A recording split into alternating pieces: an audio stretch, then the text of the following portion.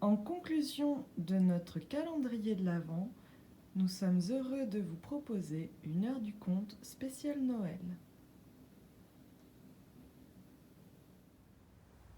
Pour cette première histoire, nous vous proposons un kamishibai, qui est une forme traditionnelle japonaise pour raconter des histoires, intitulée Père Noël veut changer de métier, de Céline Monchou.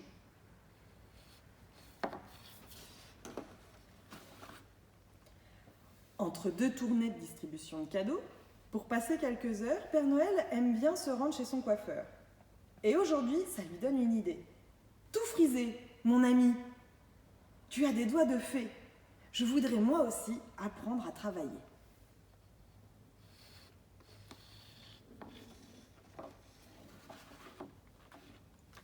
Tout frais, bien coiffé, Père Noël part à la recherche d'un nouveau métier.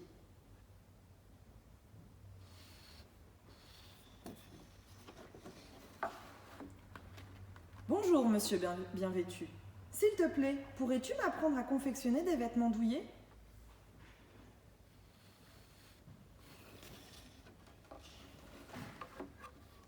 Mais bien vêtu a beau montrer au Père Noël, il n'est vraiment pas doué.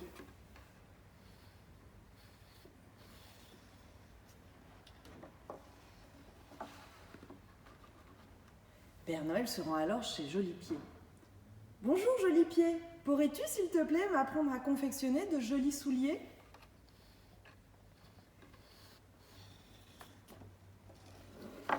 Mais Jolipied a beau lui expliquer, le Père Noël finit quand même par s'énerver.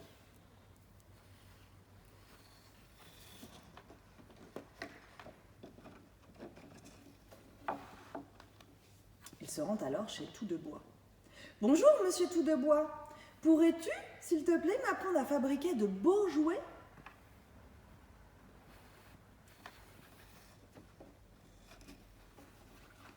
Mais Tout-de-Bois a beau lui enseigner, Père Noël est complètement découragé.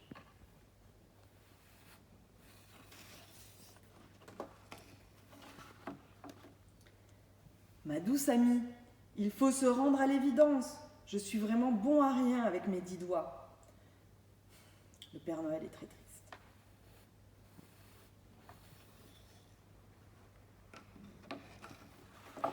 Et cette nuit-là, dans son sommeil, Père Noël ne rêve que de ratés et d'objets cassés.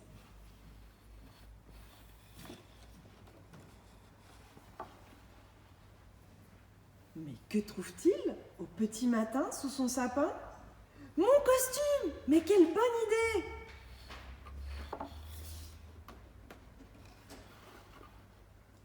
Tout content, Père Noël part pour sa tournée. Mes amis, j'arrête de vous embêter. Croyez-moi, à chacun sa spécialité.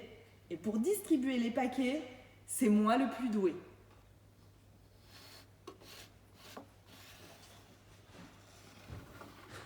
Et voilà, c'était l'histoire Père Noël veut changer de métier de Céline Monchou. Pour notre deuxième histoire, nous vous proposons Renato et le traîneau du Père Noël de Virginie Hanna.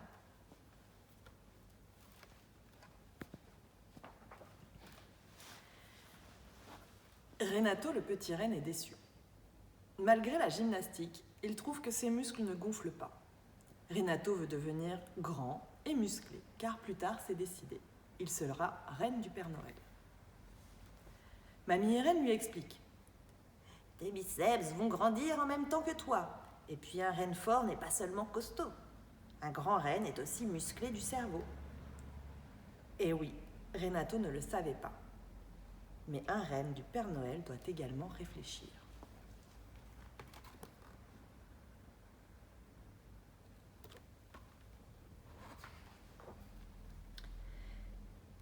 Les fêtes approchent à grands pas. Et dans la cuisine de mamie, il y a cette odeur si douce de cannelle et d'anis mêlé.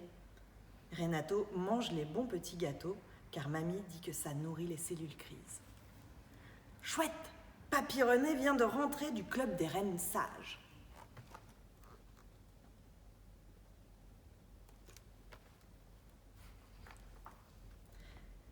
Renato suit Papy dans le salon. Il aime l'entendre raconter les réunions avec les anciens reines du Père Noël. Mais aujourd'hui, il se passe quelque chose de sérieux. Les sourcils de Papy René sont froncés. Il s'assoit et annonce avec sa voix grave. C'est la catastrophe. Le Père Noël s'est cassé la jambe. Renato se dresse sur ses pattes et s'écrie « Par mes sabots d'hiver, qu'est-ce qu'on va pouvoir faire ?»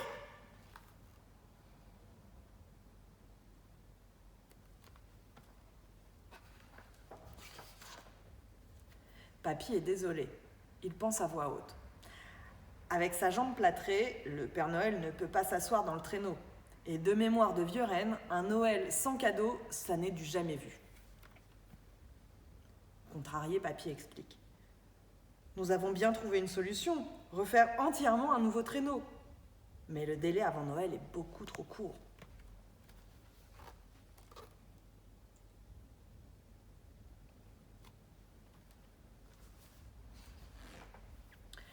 Tout à coup, Renato se met à sauter partout en s'égosillant. « Par mes sabots d'hiver, j'ai une idée qui va vous plaire.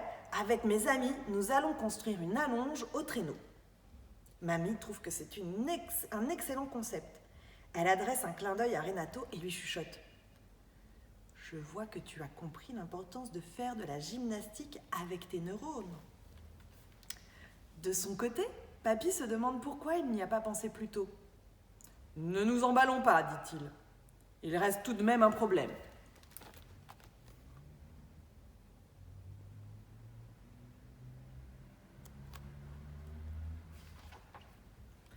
Personne n'a le droit d'aller sans autorisation au village du Père Noël.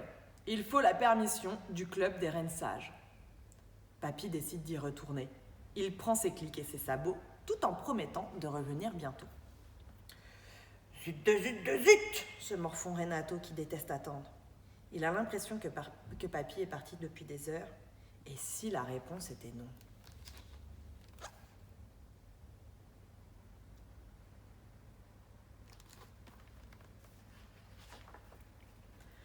Soudain, la porte d'entrée s'ouvre. Le visage de Papy René est très grave. Renato a peur de ce qu'il va entendre. Mais Papy est blagueur. Il se met à sourire et dit « Claque-moi 3 sabots et en route pour l'amélioration du traîneau !» Renato rassemble bien vite sa petite troupe de copines et de copains. Tout ce petit monde est bien excité et il y a de quoi.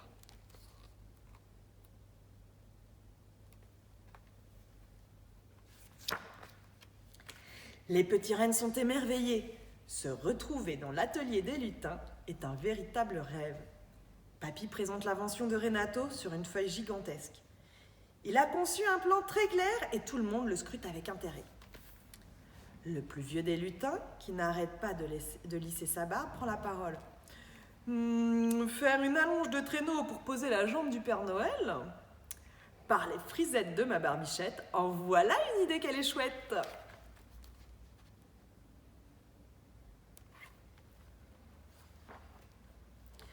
Les lutins, très organisés, sortent tout ce qui va être nécessaire pour cette construction. Il n'y a pas de temps à perdre. Papy donne un outil à tout le monde. Chacun a une mission.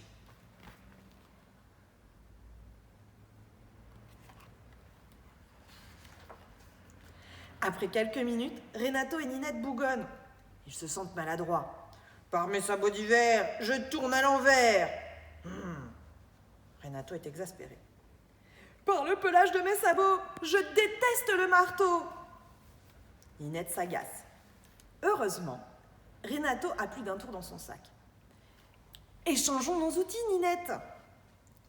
Ninette, la reine du tournevis, est soulagée et Renato se sent bien plus efficace avec son marteau.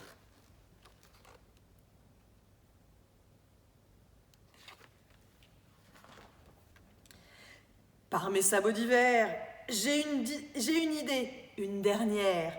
Avec l'aide de ses amis, Renato se lance dans la fabrication d'une pince à rallonge. Ils montrent leur invention à Papy et aux lutins. Tadam! Comme ça, le Père Noël pourra faire sa distribution sans bouger du traîneau.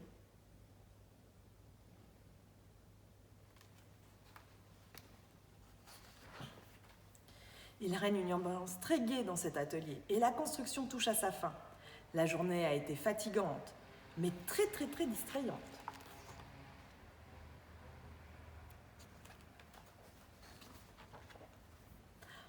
Enfin, le plus vieux lutin arrête sa perceuse.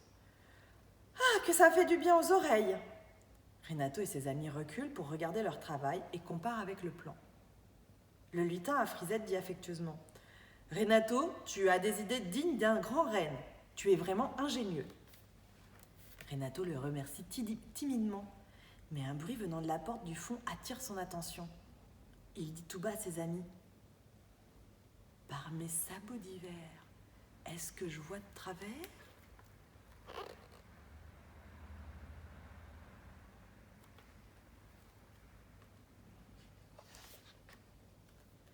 Le Père Noël vient d'arriver dans un fauteuil roulant et sur ses genoux, il tient un plateau rempli de tasses de chocolat et de brioches fumantes.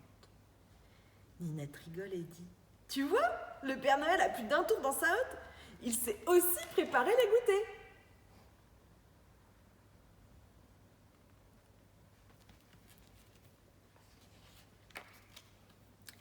Après avoir dévoré sa brioche, le Père Noël se gratte le fond de la gorge et demande « Alors, on le laissait ce nouveau traîneau ?» Les petits rennes s'installent, on dirait des petits cadeaux. Renato s'apprête également à monter, mais le Père Noël déclare « Je crois que tu es prêt pour que les grands rennes te montrent comment faire voler le traîneau. Mets-toi sur le dos de ton papy et allons-y. » Renato est heureux, il sait maintenant que tout est possible quand on sait réfléchir.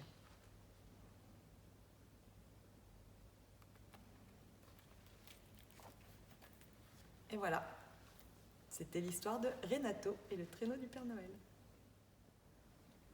Histoire suivante, Joyeux Noël Petite Taupe de Oriane Lallemand.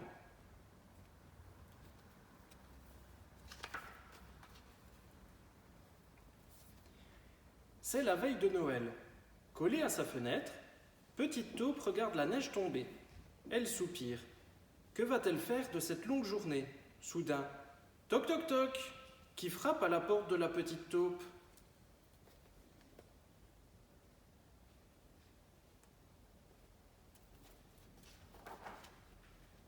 Quelle bonne surprise! C'est Jojo le blaireau et Jean Lapin. Entre eux, il y a « Oh, un beau sapin !» On a pensé qu'un sapin de Noël se serait joli dans ton salon, dit Jojo.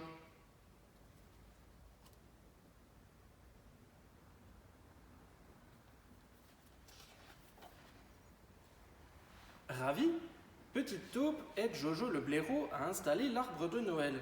Mais soudain, toc toc toc, qui frappe à la porte de la Petite Taupe.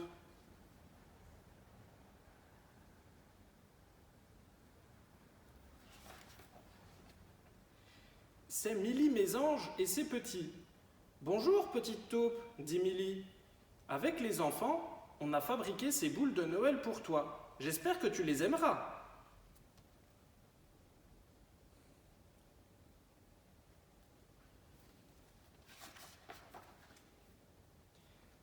Pour les remercier, Petite Taupe les invite tous à goûter. C'est alors que toc toc toc, qui frappe à la porte.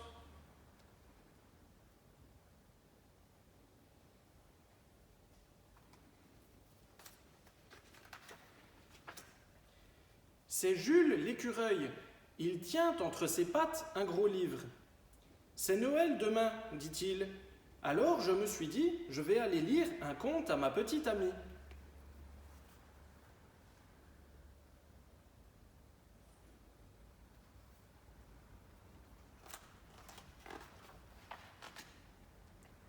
Très émue, Petite Taupe le fait entrer. Mais elle s'inquiète. Est-ce qu'il y aura assez à grignoter pour tout le monde? À cet instant, toc toc toc, qui frappe à la porte de la Petite Taupe.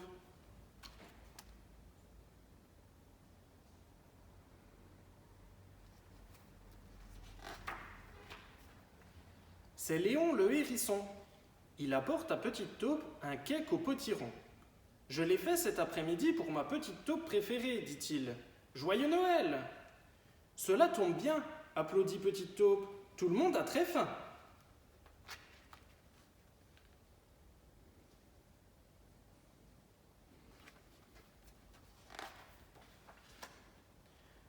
Tandis que Jean Lapin découpe le gâteau, Petite Taupe prépare des verres de sirop.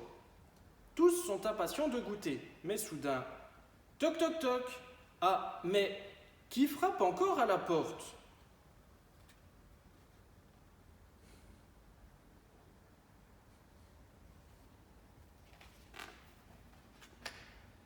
C'est Léo la grenouille et Clara Mulot qui se sont fait tout beau. On est venu t'inviter à dîner, dit Léo. Pas question que tu sois seul pour le réveillon.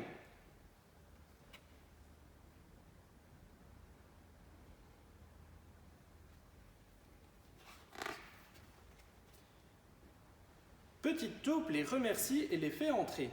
Les deux amis en restent bouche bée. Ah, ça non, Petite taupe n'est pas seule dans sa maison.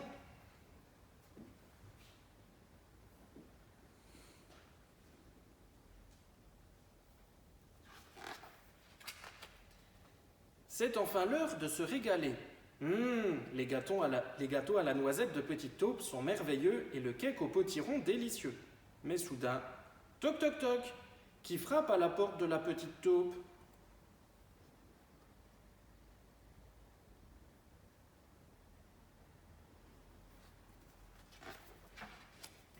Ah, c'est le loup!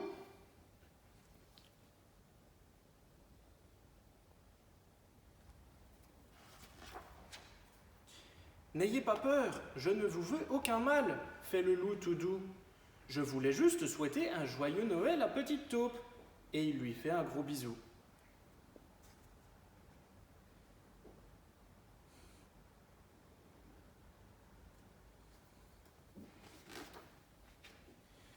Quelle douce nuit! Dans la petite maison, tout le monde est réuni. Petite Taupe est au paradis. Joyeux Noël, les amis!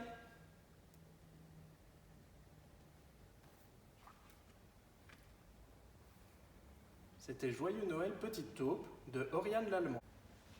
Pour terminer cette heure du conte, nous souhaitions vous faire découvrir un roman pour la jeunesse à partir de 10 ans qui s'intitule 13 Martin à Noël de Sophie Marvaux.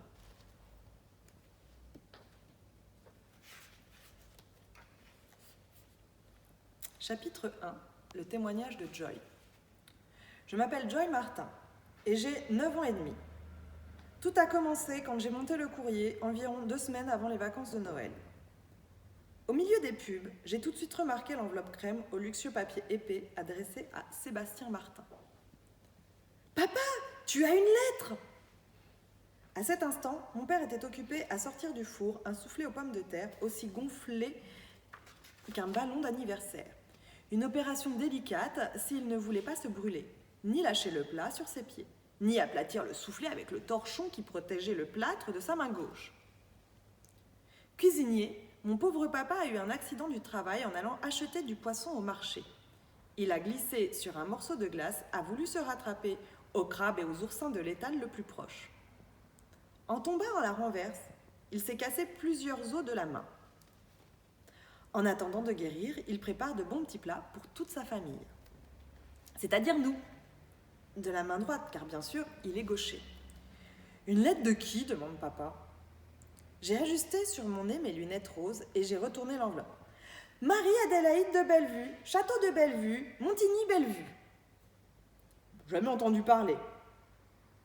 Papa reste concentré en emportant le plat à table. « Je peux l'ouvrir ?» Il hésita. Il aurait sûrement préféré la lire lui-même. D'un autre côté, le repas était prêt. Maman arrivait à table et mon frère Tristan, presque 12 ans, avait déjà suivi l'appel de son estomac. Il s'asseyait, vêtu comme d'habitude, d'un t-shirt noir, d'un pull noir, d'un pantalon de jogging noir et de chaussettes vertes. En attrapant l'appel à tarte, papa a lancé un coup d'œil vers la lettre, puis vers le soufflet. S'il ne le servait pas tout de suite, il risquait de ressembler à une crêpe. « Tu peux lire à voix haute, Joy. Lentement, en articulant bien. Ça te fera un très bon entraînement. » Il paraît que d'habitude, je mange les mots en parlant. Alors j'obéis avec enthousiasme. « Cher Sébastien,